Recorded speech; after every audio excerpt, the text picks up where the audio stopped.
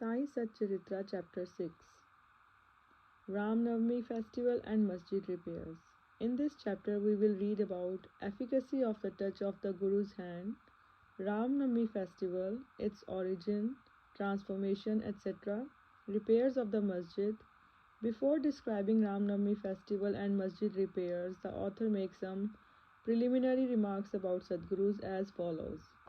Efficacy of the touch of the Guru's hand. When Sadguru is the helmsman, he is sure to carry us safely and easily beyond the worldly ocean. The word Sadguru brings to mind Sai Baba, the perfect master. He appears to me as if standing before me and applying Udi to my forehead and placing his hand of blessing on my head. Then joy fills my heart and love overflows my eyes. Wonderful is the power of the touch of Guru's hand. The subtle body consisting of thoughts and desires, which cannot be burnt by the gross fire, is destroyed by the mere touch of the Guru's hand, and the sins of many past births are cleaned and washed away. Even the speech of those who feel agitated when they hear religious and godly talks attain calmness. The sight of Sai Baba's handsome form chokes our throat with joy, makes the eyes overflow with tears, and overwhelms the heart with emotions. It awakens in us I am He, Brahma consciousness, manifests the joy of self realization, and dissolving the distinction of I and Thou, makes us one with the Supreme. When I begin to read scriptures at every step, I am reminded of my Sadguru Sai Baba, who assumes the form of Rama or Krishna and makes me listen to his life. For instance, when I sit to listen to Bhagavad, Sai becomes Krishna from top to toe, and I think he sings the Bhagavad or Uddhav Gita for the welfare of the devotees. When I myself start to write anything, I cannot compose a few words or sentences, but when he, of his own accord, makes me write, I go on writing, and there is no end to it.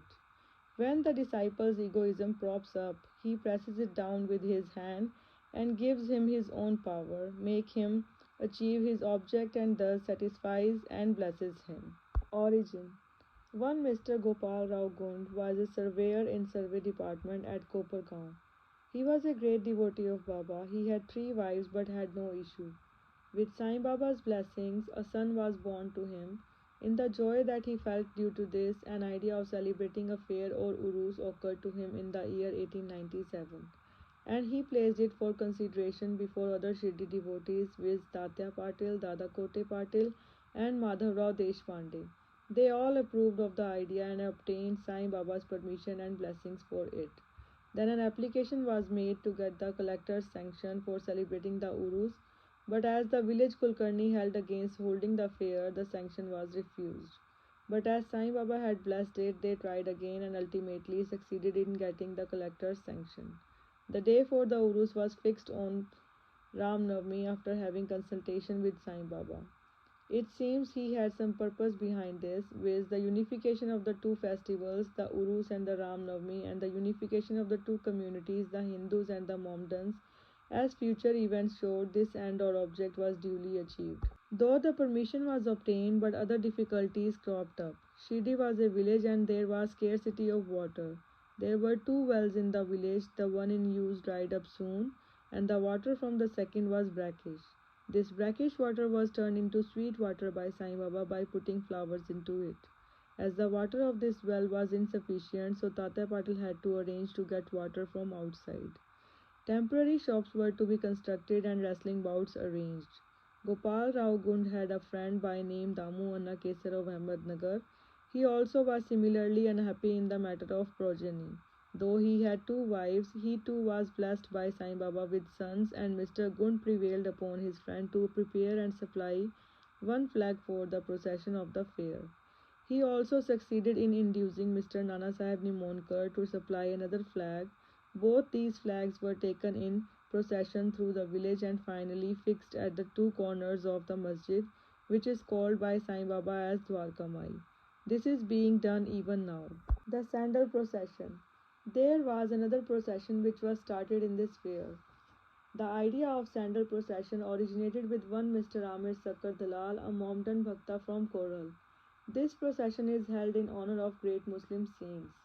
Sandal, chandan paste, and scraping are put in the thali with incense burning before them and carried in procession to the accompaniment of band and music through the village, and then, after returning to the masjid, the contents of the dishes are thrown on the mimbar and walls of the masjid.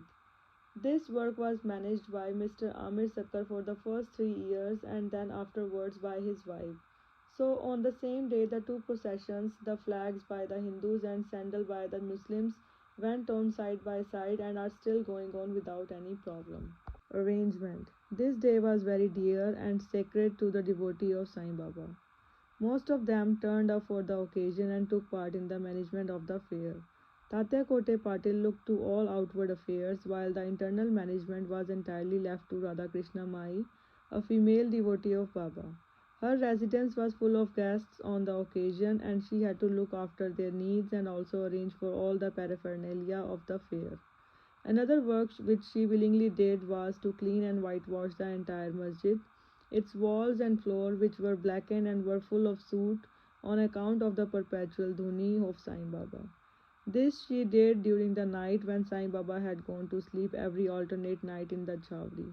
She had to take out all the things, including the dhuni, and after thorough cleaning and whitewashing, replace them as they were before. Feeding the poor, which was so dear to Sai Baba, was also an important item in this fair.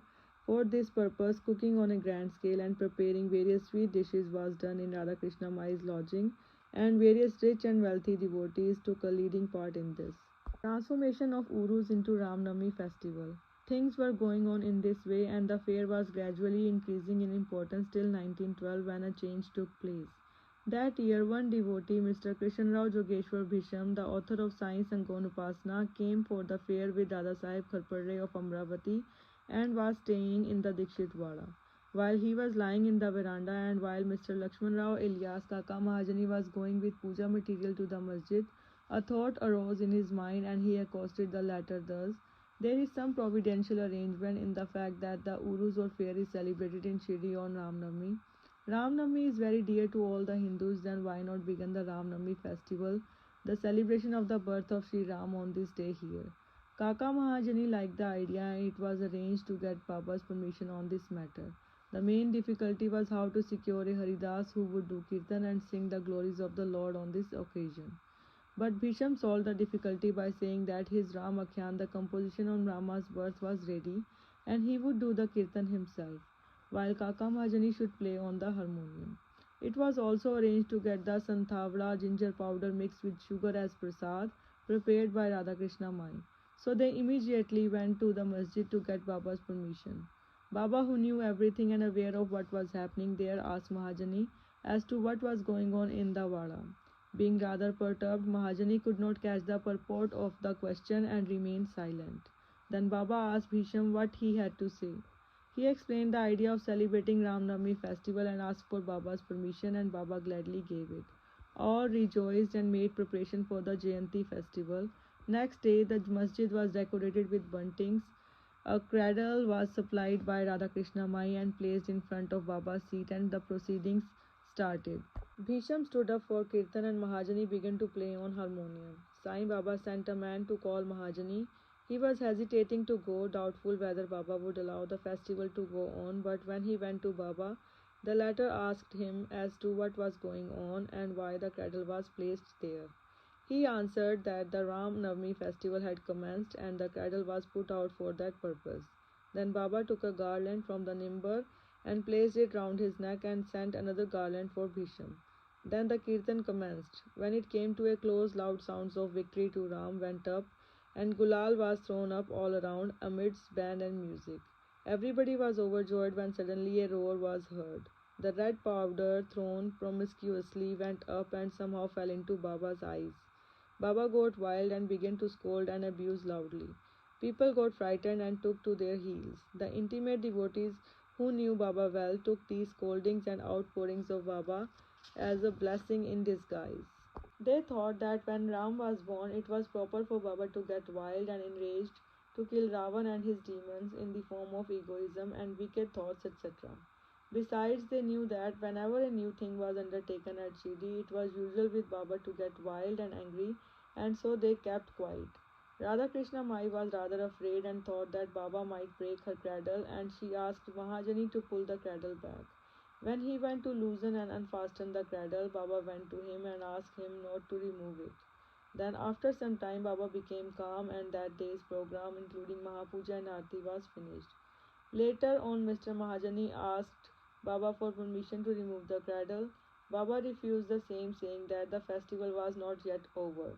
Next day, another Kirtan and Gopal Kala ceremony, an earthen pot containing parched rice mixed with curd is hung to be broken after the Kirtan, and the contents distributed to all as was done by Lord Krishna amongst his cowherd friends was performed.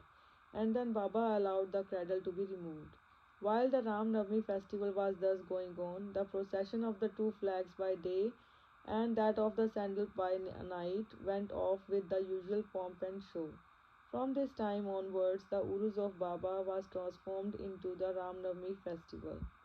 From next year 1913, the items in the program of Ram Navami began to increase. Radha Krishna Mai started a Nam Saptah, singing the glory of God's name continuously day and night for 7 days from 11th day of Chaitra. For this, all devotees took part by turns, and she also joined it sometimes early in the morning.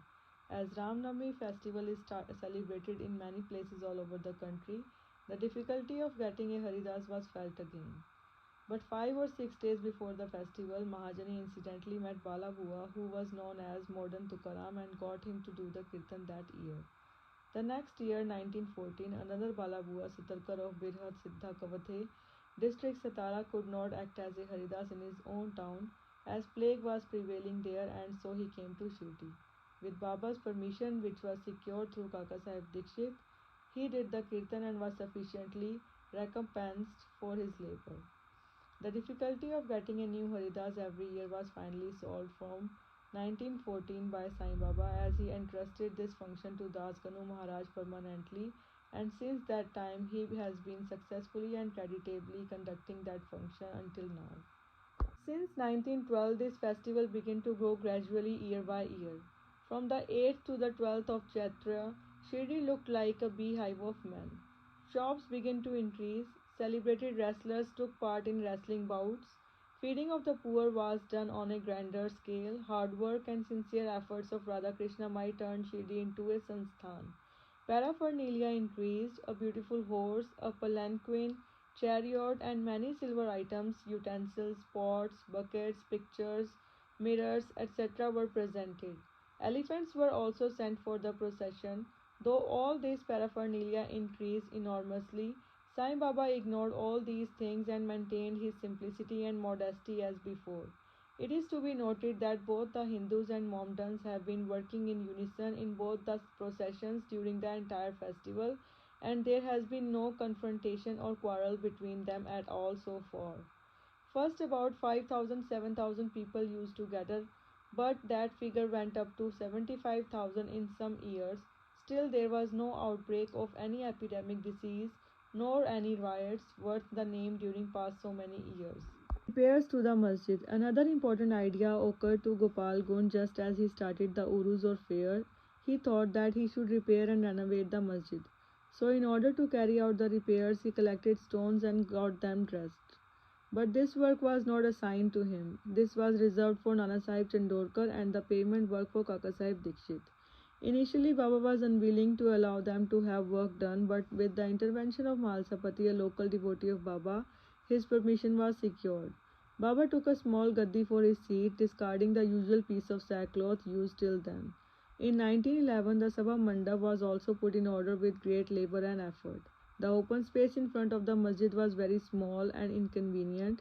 Kaka Sahib Dikshit wanted to extend it and put a roofing on it. At great expense, he got iron posts, pillars, and trusses and started the work. At night, all the devotees worked hard and fixed the posts, but Baba, when he returned from Chavdi next morning, uprooted them all and threw them out. Once it so happened that Baba got very excited, caught a pole with one hand and began to shake and uproot it, and with the other hand caught Tatya Patil's neck. He took by force Tatya's feta, struck a match, set it on fire and threw it in a pit. At that time Baba's eyes flashed like burning embers. None dared to look at him, all got terribly frightened. Baba took out a rupee from his pocket and threw it there as if it were an offering on an auspicious occasion. Tatya was also much frightened. None knew what was going to happen to Tatya and none dared to interfere. Bhagoji Shinde, the leaper devotee of Baba, made a bold advance, but he was pushed aside by Baba. Madhavrao was also similarly treated, pelted with brick pieces, so all those who went to intercede were similarly dealt with. But after some time, Baba's anger cooled down. He sent for a shopkeeper, got from him an embroidered feta, and himself tied it on Tatya's head as if he was being given a special honor. All the people were wonderstruck to see this strange behavior of Baba. They were at a loss to know what enraged Baba so suddenly and what led him to assault Tatya Patil and why his anger cooled down the next moment. Baba was sometimes very calm and quiet and talked sweet things with love, but suddenly, with or without any reason, got enraged. Many such incidents may be related, but I do not know which to choose and which to omit. I therefore refer them as they occur to me. In the next chapter, the question whether Baba was a Hindu or a Mohammedan will be taken up, and his yogic practices and powers and other matters will also be dealt with. Bow to Sri Sai Baba, peace be to all. Om Sai Ram.